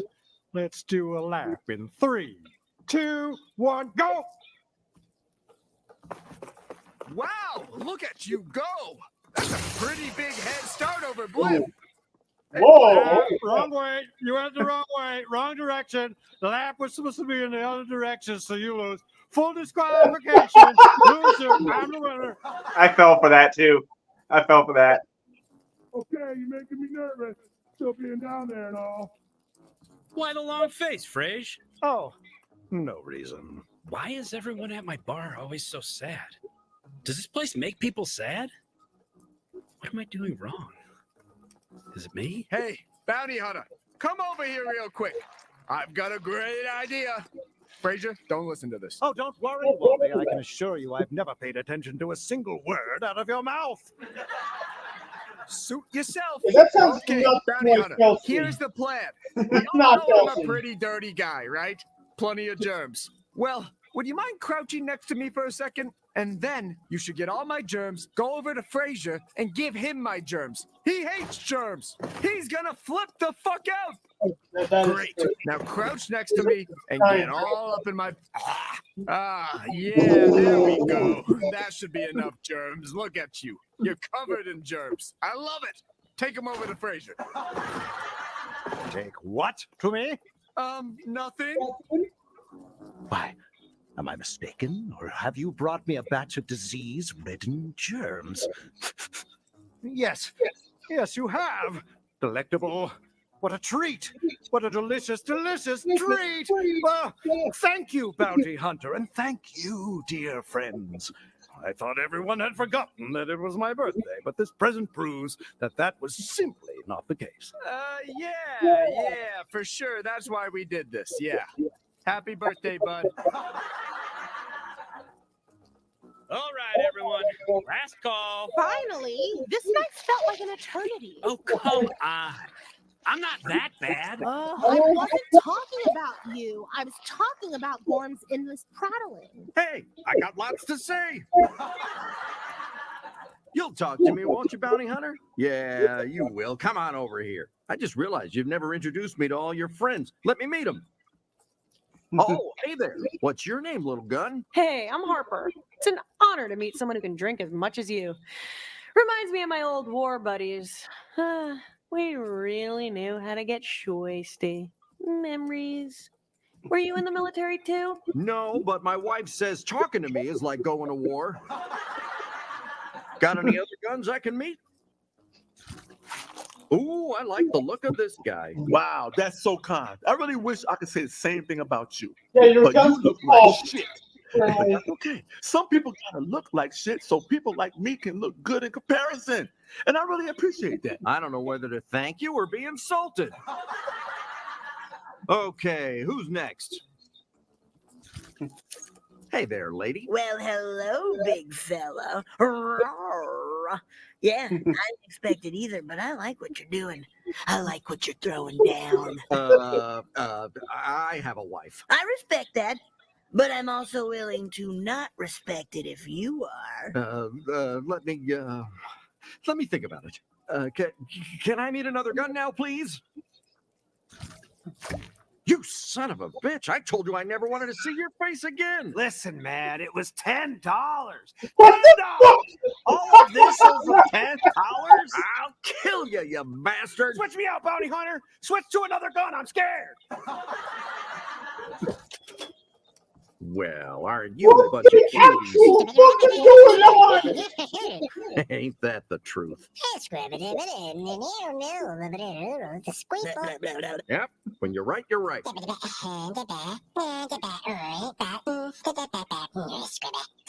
what the fuck? Watch it, pal. That sort of shit isn't cool around here. Well, Bounty Hunter, thanks for introducing me to all your friends. It's nice to, meet new people, especially people who could, shoot me in the head and end my miserable life. Would they? Would they do that? If I asked them, would they help me leave this mortal coil? Here we go again. All right, everyone, closing up. You don't have to go home, but you can't stay here. Let's get out of here. Hey, you mind taking Frazier home too? It's past his bedtime. Sleepy little baby Frazier. He needs a binky and a diaper because he's a baby. Oh, very immature. Honestly, Zam, I don't know how you're able to put up with all these misfits. It's a living. Huh, I guess that's it. Well, that was fun. Thank you for that. What? So basically, what you're supposed to do is you talk to a giant alien. A giant alien is like, "Hey, can you go down to this cave and wipe my ass?" Does little things you see hanging off his ass. He's supposed to shoot those off. And I did not expect to walk into a whatever night sitcom. Okay. Yeah, there was some show called or something. Anyway, so raise your hands. Does anybody like Oreos? Is anybody kind of annoyed by the different Oreo varietals here and there? Like, Yeah, they're releasing a new one called Space, where it's like two flavors combined together. Okay, you know what? We're watching this. We're watching this. Hey, gang, what's going on, everyone? Haven't been here in a second. How we all doing? Well, this is Craig's birthday video, right? In accounting. No. This is a promo shoot for Oreos for the product that we make. Oh. Okay. Yeah, of course. Hey, gang. My name's Carl Box, and I'm the proud CEO of Oreos, Milk's favorite cookie. We want you, our loyal customers, to know that here at Oreos, we don't take our position for granted, and we will never rest on our laurels. That's why we've been hard at work innovating brand new ways to enjoy your favorite cookie. From minis to double stuff, all of your favorite flavor varietals like golden, mint, and Halloween. Sorry, gang, can we stop here? Can we pause down for a second? Oh yeah, sure. What's up? Sure. Okay, number one, just like we can agree that Halloween is not a flavor, right? And kind of to zoom out for a second, we should absolutely be resting on our laurels, right? Excuse me? I'm not gonna narc on you guys. Just keep cashing the checks. You don't have to come into work as Oreos. We work at a money factory. Like, go home. Wait, can we hold real quick? Yeah, let's go home. Let's stop. Yeah, what's up? A lot of people have worked really hard. Why? We could just make Oreos. We are just making Oreos. No, we're making crazy bullshit. Kyle, please run me through the new approved Oreo varietals. Okay. Well, you got your double stuffed Oreo. Cool. Your football Oreo, which is football shaped. Your big stuff Oreo, which is even more. How is big stuff different from double stuff? It's bigger. Oh, fuck. After the smash success of our birthday cake Oreos, we got to thinking of all the other special events that could use the world's greatest sandwich cookies. From wedding cake Oreos to graduation Oreos, retirement Oreos to bereavement Oreos for funerals. Nope. Hey, gang. Nope. We're not doing that. People love it. What do you mean people love bereavement Oreos? Focus groups love the taste of them. Yeah, Kyle, they taste like Oreos. Should I go on? Yes. Strawberry milkshake Oreo.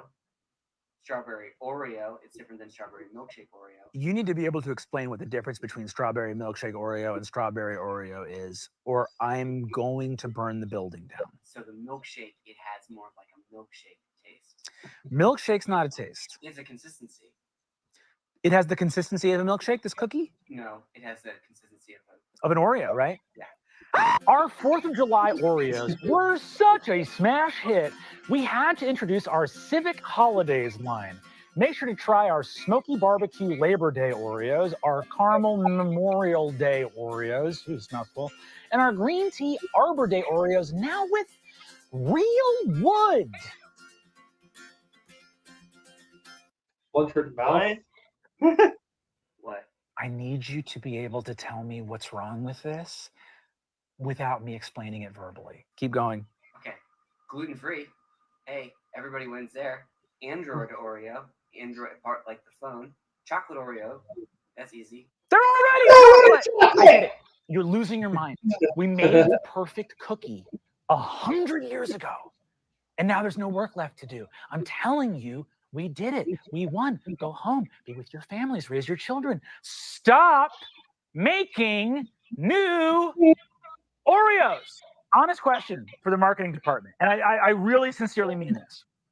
Does anybody here sincerely believe there is someone out there who hasn't heard of Oreos? Do me one better. Do you believe there is someone out there who hasn't already had an Oreo? No.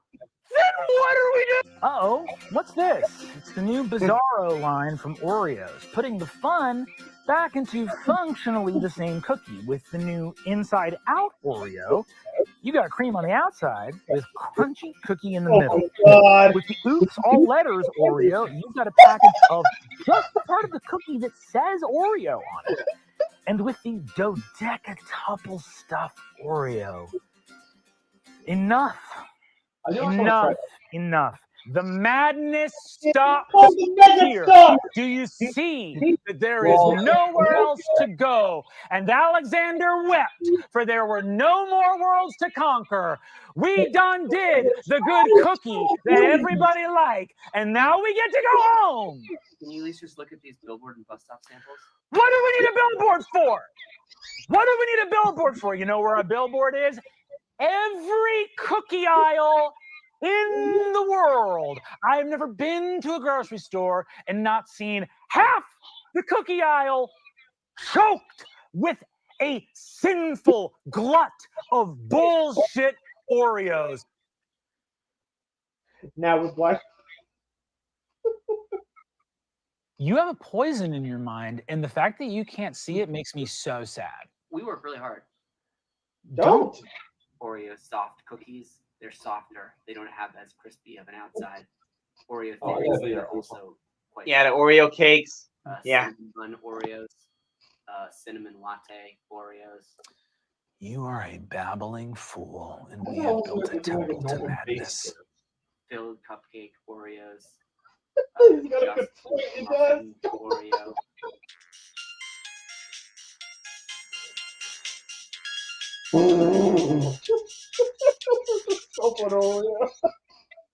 Hello? Craig! What's up? Guys, Craig, happy birthday, my guy! What's up? Yeah, I'm in the office right now. Oh, man, it's great to hear your voice. You taking it easy? No, you're working 80 hours a week. It's too much, Craig.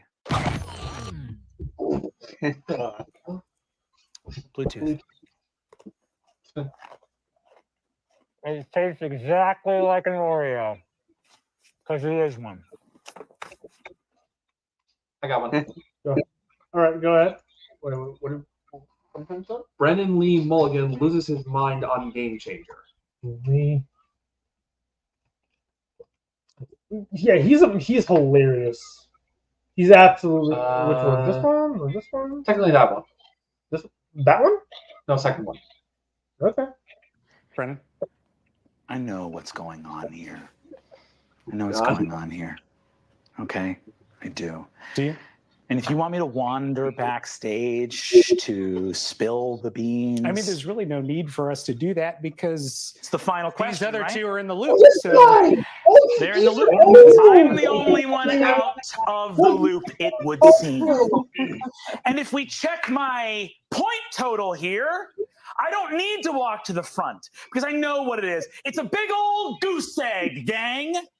It's a fat 0. Hello, a little late addition to the numerical symbol chart brought to us from our friends in Arabia. A little bit of trivia that I happen to know about the history of numbers. That kind of little tidbit would serve me well in most trivia games, unless it had been rigged from the beginning. Whoa, dude. Whoa, dude. Whoa, dude. I've only just begun to pull the thread on this sweater, friends. You would think in a game where there were only 2 possible correct choices, that one would stumble into the right answer every so often. Wouldn't you think the probability of never guessing right in the full game is a statistical wonder? And yet, here we are. Introduced to the top of the game as a champion. What do you think that means? Icarus flying too close to the sun. But it seems Daedalus, our little master crafter over here, had some wax wings of his own, didn't he? He wanted to see his sun fall from the sky. Oh, how close to the sun he flew. Well, I'm not having it. I solved your labyrinth, master. The Minotaurs escaped, and you're gonna get the horns, buddy. Okay, are we? Can I tell you what? We think we were in on it, but actually Brennan is the only one in on it, and that was rehearsed. That was an incredible monologue. Brennan, what is the rule of the game? Can we all say I cannot win! That is correct, Brennan! You cannot win the game!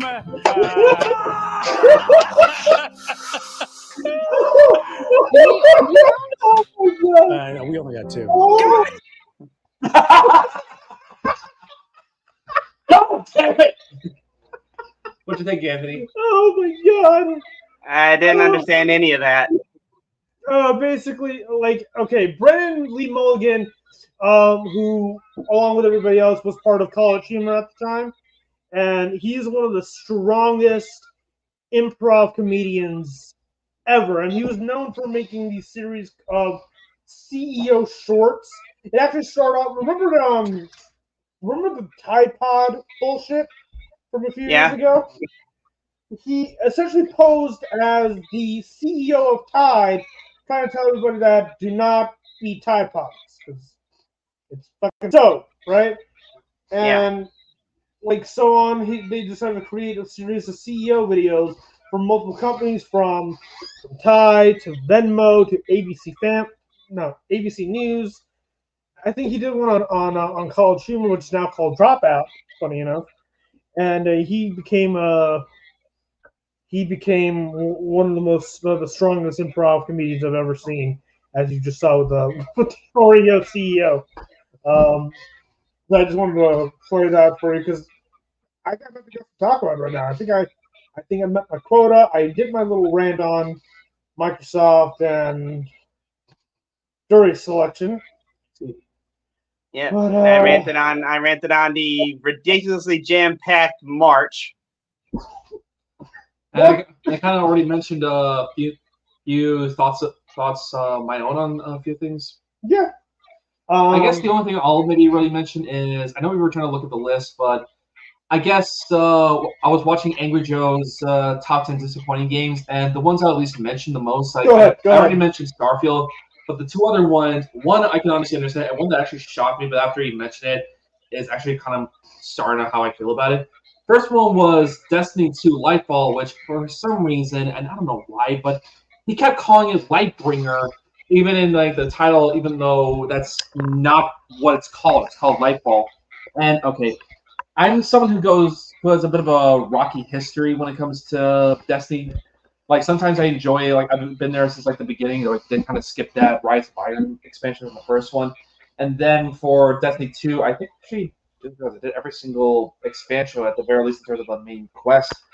But basically it's something I still legitimately enjoy, but go back and forth. Why do you want to be in closer, closer? Because I want to deal with it. But basically, Lightfall, I don't know what the hell happened. Like, it was supposedly like the penultimate one with like this character called the Witness, who's kind of like a sentient like representative of the darkness, and he's literally like about to attack Earth as well as like try to find and do God knows what to the Traveler. And then we just like fuck off and just spend God knows how much in like some town in some city in Neptune on the planet Neptune, where we meet these guys who look like they're like half human, half machine type or cyber type guys, and they almost talk like 80s speak, and I'm like, what are we doing here? Like the only interesting thing I could say was the Strand effect and taking down Emperor Callus, who was actually I just found out was the same voice as Alsharon from Halo Infinite. But basically, after that one, then all of a sudden, like our ghost gets hijacked by the darkness, and they find this thing called the Veil, which by the way, they don't even explain what the fuck the Veil is. And the Witness is able to access the Traveler and go enter some sort of portal in it, and then it just stops. And the weird thing is, everyone's saying, "Oh, the Traveler just disappeared," and no. And first off, no, the Traveler's still there. And two, why aren't you guys like freaking out or being in despair? This is like almost like we're screwed. Like this is like the collapse all over again, and you're not even like remotely worried. Like what the fuck just happened? I mean, like I said, I'm not even like the biggest Destiny fan, but I still like want to see it to the end because I've done so many expansions. But after seeing this, I'm like, what the fuck went wrong with this? And then the other one that actually kind of shocked me, but after thinking about it, it's how much unfortunate is Mortal Kombat 1. Which Angry Joe did say that he enjoyed the story. I mean, I thought it was at least interesting, but then the ending just kind of went a little what the fuck. But it was at least a little bit fun. And he even thought the gameplay was pretty solid, but he just absolutely hated the microtransactions and how like almost featureless the game was. And honestly, not only do I agree, but I just kind of noticed something. I keep trying to get into Mortal Kombat with like the characters and the story, but it's like no matter what I try to do in terms of the gameplay, I almost like never really do like the best with it. I mean, okay, I'm not like a huge fighting game fan, but even then, I still always play a few of them. But it says a lot when I try to enjoy Mortal Kombat, but it's like I keep having trouble gameplay wise, and yet I do well with games like Street Fighter and Tekken. Which, by the way, I actually play a little bit of the demo for Tekken 8. So far, it's freaking awesome. Can't wait to play Yoshimitsu with that game. But yeah, aside from that, just I don't know what's going on with Mortal Kombat anymore. It's getting to the point where it's like, why even bother anymore? I haven't tried the game, and I don't know if it's just me, but the gameplay just feels really sluggish, especially compared to something like Street Fighter 6 or Tekken 8. Yeah, I felt that MK1 or even the previous Mortal Kombat games for that matter. Yeah, I felt that MK1 felt like it came a little too soon after MK11. Because MK11 came out in 2019, you have to remember a year after 2019 was the pandemic. And we were all stuck at home, and obviously the developers were forced to work. If they spent like at least a year, an extra year working on MK, I'm good. I'm good with fighting there games. You go. There you go. If NetherRealm spent an extra year working on Mortal Kombat 1, then yeah, I think MK1 would have fared a little bit better. Would have a bit more tight control system here in the world. I've seen more people talk about Street Fighter 6 in a lot of ways, which I haven't tried myself, and so far it's pretty good. I might pick it up on sale. And then I tried Tekken 8, and I absolutely like the heck out of it. I mean, it's been a while since I really played the Tekken games, but I did actually remember playing Tekken Tag Tournament 3 and 4 a little bit on my cousin's PlayStation PS1 and PS2. And remember really enjoying it, and even actually doing pretty well with it. So I decided to try like a demo of Tekken 8, and honestly, I just loved it so much that to the point where I even tried hard difficulties, and I was doing surprisingly well with it. That I ended up buying the game. And I can't wait to try it out when I get home. As for me, I like for Destiny 2. Honestly, all right, you can quote me you can correct me if you want, okay? But personally, I think the whole notion of games being released in a shoddy spot, but then getting quote unquote improved on later down the line, in my opinion, I think this started off with the original Destiny. I'm just flat out saying it right now. Because before Destiny, most games at the time, around the time, would come out. It would be released in a somewhat state, whether it be good or bad, you know? Well, except for Battlefield 4. That one had a bit of a rocky launch first. So granted, I did play on PS4 and it was at least somewhat stable.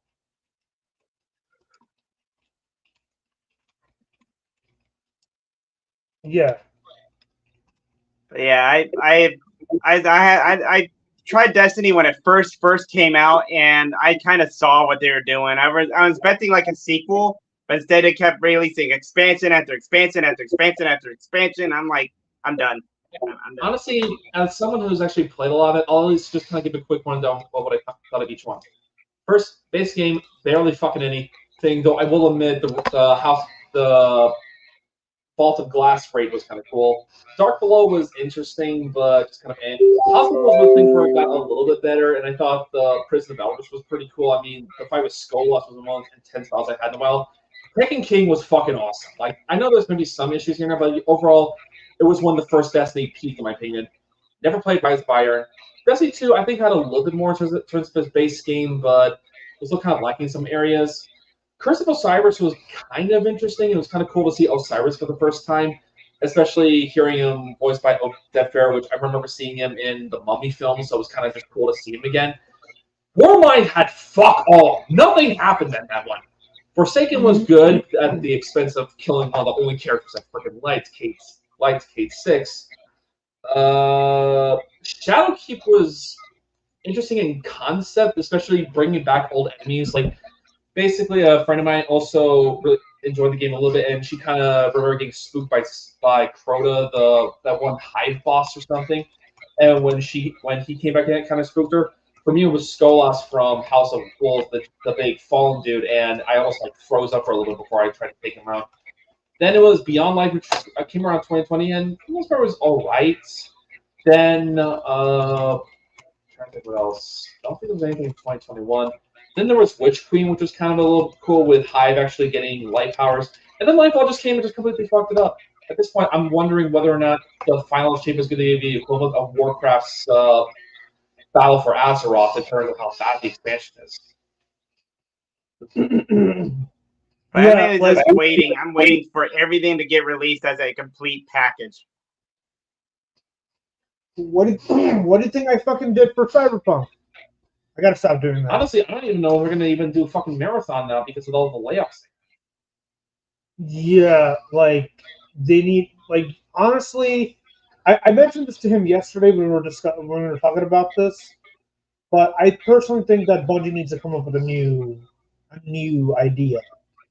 Yeah, I mean, what they're trying to do in terms of trying to bring back one of their older franchises, which actually might be interesting. I mean, if you're trying to get like some of the older games, it's a little tricky. Like you need to go through some sort of like emulator or download site just to get like the first 3 marathon games.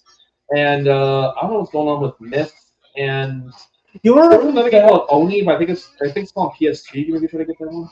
You don't know what's actually kind of sad. What? Its software managed to fare better than Bungie in modern day gaming. Well, there's still some issues here and there, especially what happened with Big Gordon. But aside from that one, yeah, but like all things considered, its software, or like Bethesda, outside of Bethesda's main studio, It's funny how I keep saying I don't do Bethesda games, and yet I do more of their first-person shooters like Wolfenstein, Doom, and Quake. And I'm looking forward to Indiana Jones and the Great Circle. Yeah. I'm excited for that. Yes, Todd Howard, please keep whispering sweet little lies in my ears. I just played the stupid joke earlier. 16 times the detail. God damn it. Oh, Todd Howard. You're hard to love, but you're also harder to hate.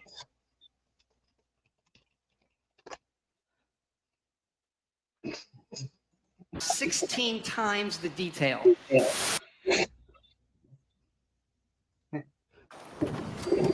And one of the great things about having a fully dynamic game engine is all of this just works. It's not, I'm not kidding. The generators will power things through switches that require power, lights and other items. And then you run wires that connect them all. And again, it just works.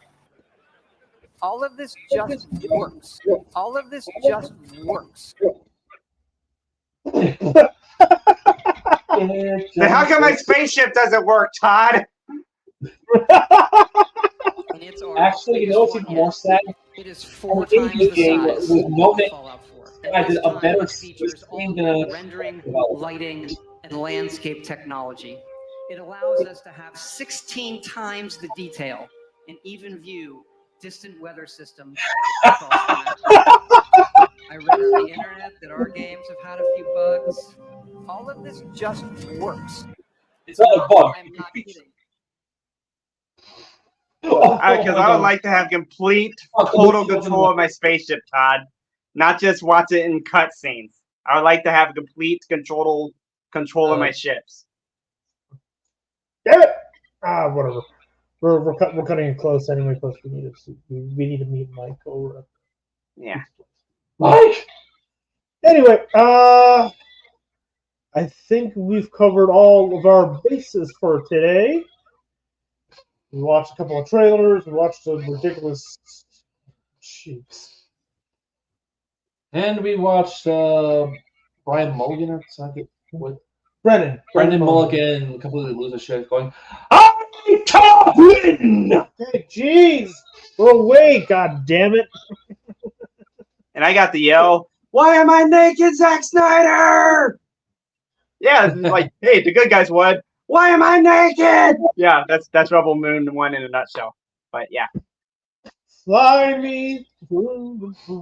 How did I get here? Why am I naked? You're naked because you are born naked. Also, I'm naked. Anyway, so I will be live later tonight at 11:45 p.m. Eastern Standard or 10:45 Central. And I'll be heading to the tropics in an hour and a half. Until then, you all take it easy. You all stay cool. And anybody who just joined in just for the podcast alone, not for the gaming side, but for the podcast, see you all next Saturday for another episode. Until then, you all take it easy. Arrivederci. Bye-bye now. Sayonara. Sayonara.